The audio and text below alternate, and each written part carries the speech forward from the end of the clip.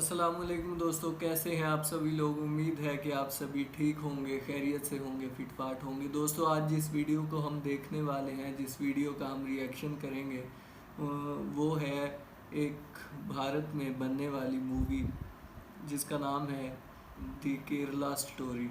तो उसके बारे में, उसकी सच्चाई के बारे में आज हम देखेंगे कि उसमें जो उन्होंने स्टोरी, मैंने मूवी देखी नहीं, लेकिन उसकी जो सुनने में आ रहा है कि उसकी जो स्टोरी है वो ये है कि काफ़ी तादाद 20-30 हज़ार लड़कियों को मुसलमानों ने ज़बरदस्ती मुसलमान किया। तो उसके पीछे सच्चाई क्या है और इसके पीछे प्रोपगंडा क्या है जो मुसलमानों के ख़िलाफ़ खेला जा रहा है। सो आज की इस वीडियो में हम देखेंगे मुकम्मल सच्चाई इस मूवी के बारे में। So let's see. हमारा हमसाया भारत इस वक्त दुनिया का एक ऐसा मुल्क है जिसके वजीर आज़म एक हिंदू नस्ल परस्ताना सोच की पार्टी यानी बीजेपी से ताल्लुक़ रखता है। इसका वजीर आला बाकायदा हिंदू पंडित के लिबास के अंदर घूमता है और दिन रात मुसलमानों के खिलाफ जहर उगलकर इन्हें ख़त्म करने की बात करता है। इसके वजीर सरेआम आकर पब्लिक गैदरिंग्स के अंदर मुसलमानों को ख़त्म करने और मुल्क बदर करने की धमकियां देते हैं, मगर कोई कुछ नहीं बोलता। और इसका नतीजा ये निकलता है कि दिन ब दिन भारत के मुसलमानों की जिंदगियां इन पर तंग की जा रही हैं कि ये या तो मजहब को बदल लें, यानी या तो हिंदू बन जाएं, या फिर दूसरा ऑप्शन ये है कि इस मुल्क से निकल जाएं।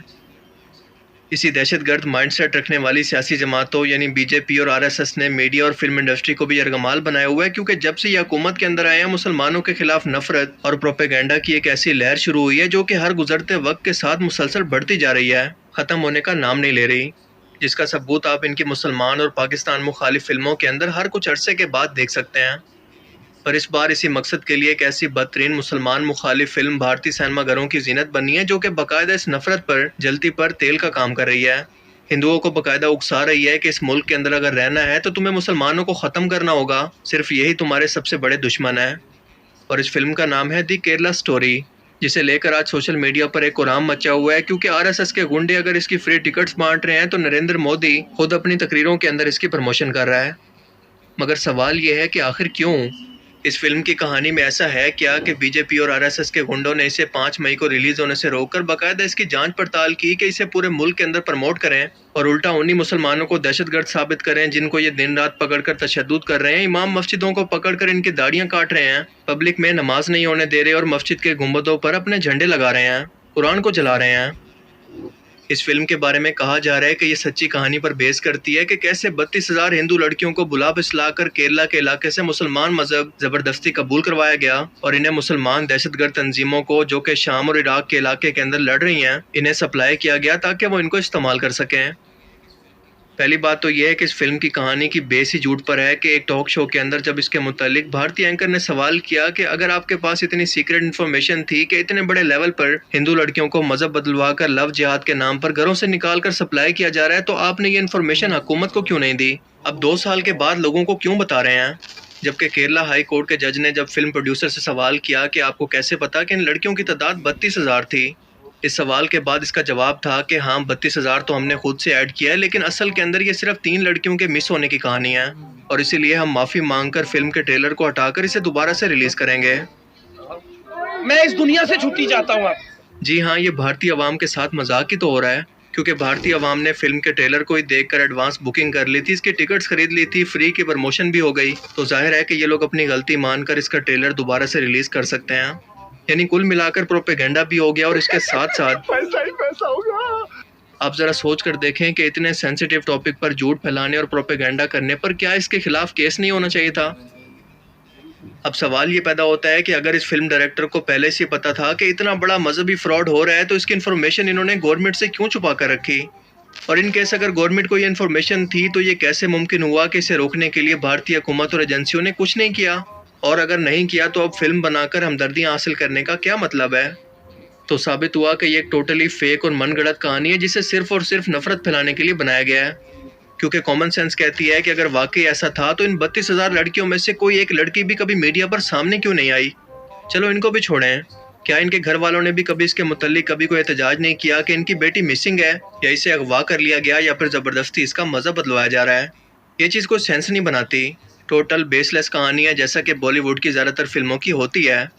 जिन्हें देखकर साफ पता चलता है कि सेट और एक्टर पर तो करोड़ों खर्च किए गए मगर कहानी को चाँद फतेह अली खान से ये कहकर लिखवाया गया है 150 रुपया देगा। सो अब ये तो कंफर्म है कि ये फिल्म सच्ची नहीं है, पर ये भी कंफर्म है कि ये एंटरटेनमेंट के लिए भी बिल्कुल भी अच्छी नहीं है, जिसे देखने से बेहतर आप ये मास्टरपीस सुनना ज़्यादा पसंद करेंगे।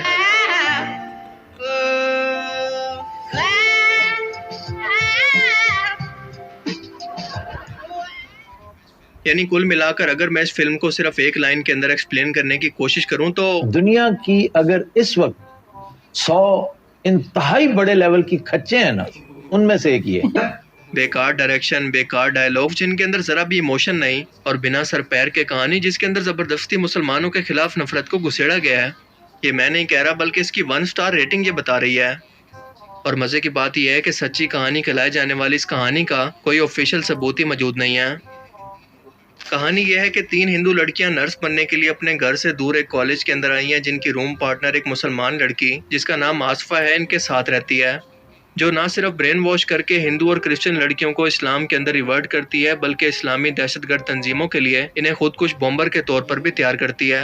ये इन्हीं 3 लड़कियों को ब्रेन वॉश करके इनका मजहब बदलवा कर इन्हें सीरिया शाम के बॉर्डर पर भिजवाती है और तमाम कहानी इसी के गिर्द घूमती है।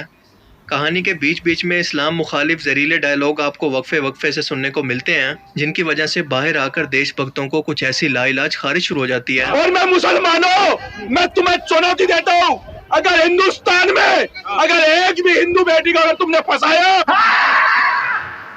हिंदू लड़कियों को ईसाई लड़कियों को ले जाके सेक्स ले बना दिया, अरे मेरे भाई तुम इन कायों से डर रहे हो, इन बुज़दिलों से डर रहे हो।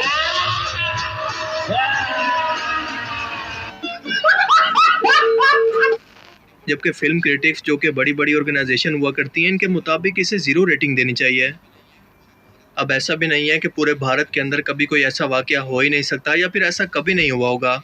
हर सोसाइटी में अच्छे या बुरे लोग किसी भी मजहब के हो सकते हैं, मगर जहाँ पर मेजॉरिटी ही ऐसी हो और ऐसा प्रोपेगेंडा वाला खतरनाक नफरत अंगेज जहर फैलाए तो फिर ये आग सबको अपनी लपेट के अंदर ले लेती है, फिर चाहे कोई कसूरवार हो या बेकसूर। भारतीय फिल्म इंडस्ट्री पर इतना बुरा वक्त आ चुका है कि इनको इन्हीं चीज़ों का सहारा लेकर अपने वक्त को गुजारना पड़ रहा है, क्योंकि हम सभी लोग जानते हैं कि भारतीय फिल्म इंडस्ट्री इस वक्त अपने सबसे बुरे टाइम से गुजर रही है। ये डाउनफॉल का शिकार है क्योंकि हम सभी लोग जानते हैं कि बिना सर पैर के फिल्मों ने इसकी क्रेडिबिलिटी बिल्कुल ख़त्म कर दी है, ख़ास तौर पर तारीख पर बनी फिल्म्स पर। इस वक्त क्योंकि इस्लामोफोबिया पूरी दुनिया के अंदर अरूज पर है, तो भारतीय सरकार भी इसीलिए खुलकर खेल रही है कि आलमी तौर पर इंसानी हकूक़ की तंजीमें भी मुसलमानों का नाम सुनकर तो कभी एक्टिव नहीं होंगी बल्कि ब्लाइंड हो जाएंगी। केरला स्टोरी असल में द कश्मीर फाइल्स की कामयाबी से इंस्पायर होकर बनाई गई थी कि शायद इस बार इस प्रोपेगेंडा को भी इनकी आवाम वैसा ही रिस्पॉन्स देगी, मगर इस बार लगता है कि भारतीय सरकार के ये इरादे पूरे होते नजर नहीं आते। हम देखते हैं कि ऐसी फिल्म्स को जानबूझकर देशभक्ति से जोड़ा जाता है ताकि जो इसके खिलाफ थोड़ा सा भी रिसर्च बेस और लॉजिकल होकर सोचने की कोशिश करे तो वो एंटी नेशनल के लेबल से बचने के लिए ऐसा ना कर पाए। और दूसरा, भारतीय मीडिया जो कि बीजेपी का स्पोक्स पर्सन है, वो इसी प्रोपेगेंडा के लिए दिन रात अपने खुद के लोगों का ब्रेन वॉश कर रहा है और आगे भी करता रहेगा। मगर इन लोगों के लिए अफसोस की बात यह है कि ये डिजिटल ज़माना है, सोशल मीडिया का दौर है, इसलिए ये जितनी भी कोशिश कर लें, सच एक न एक दिन कहीं ना कहीं से सामने आकर इन्हें ये ज़रूर बोलेगा।